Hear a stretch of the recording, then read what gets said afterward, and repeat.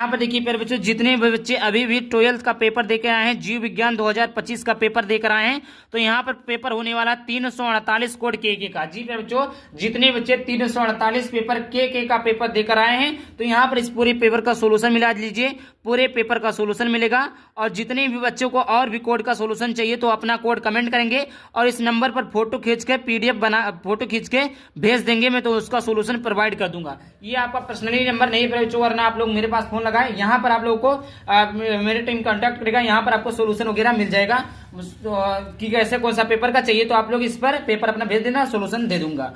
तो यहाँ पर देखिए बहुविकल्पीय प्रश्न है, मल्टीपल चॉइस टाइप क्वेश्चन। पहला दिया है, सही विकल्प चुनकर अपनी उत्तर पुस्तिका में लिखिए। और प्यारे बच्चों, यहाँ पर आपके 4 क्वेश्चन ऑब्जेक्टिव हैं, तो आप बताइएगा कि 4 क्वेश्चन का 4 क्वेश्चन आपका सही कि नहीं। प्यारे बच्चों, 4 में से तो 4 आपका सही ही होना चाहिए। पहला यहाँ पर है, सही विकल्प चुनकर अपनी उत्तर पुस्तिका में लिखिए।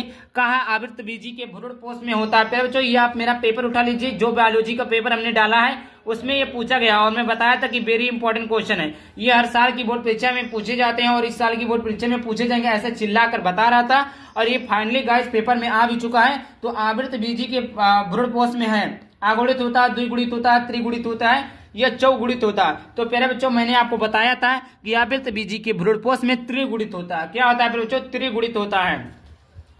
खा नंबर का प्रश्न है कि मेंडल के एक संकर क्रॉस में मटर के लंबे और बौने पौधों के फिनोटाइप अनुपात होता है। तो एक संकर क्रॉस में प्यारे बच्चों उन्होंने क्या पाया था? 3:1 की 3 की 1:2 1:1 1:1 तो उन्होंने फिनोटाइप का जो अनुपात पाया था वो 3:1 पाया था और उसमें जो पाया था उसमें दूसरा पाया था। ठीक, तो जो एक संकर क्रॉस था उसमें 3:1 पाया था। ये इसको हम मेंडल का प्रथम नियम यानी प्रभाविता का नियम भी कहते हैं। यहाँ पर इस प्रकार है प्यारे बच्चों। चलिए आगे बात करते हैं। आगे यहाँ पर है, देखिए आगे है कि टाइफाई के रोग जनक का नाम है। टाइफाई के रोग जनक का नाम क्या है प्यारे बच्चों? एस्केरिस है, साल्मोनेला है, प्लाज्मोडियम है या अमीबा है। तो टाइफाई रोग जनक प्यारे बच्चों आप लोग को पता होगा, टाइफाई बहुत ही फेमस बीमारी है।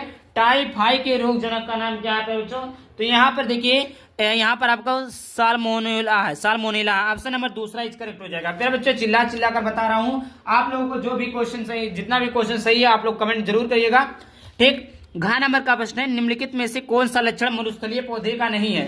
प्यारे बच्चों, निम्नलिखित में से कौन सा लक्षण मरुस्थलीय पौधे का नहीं है?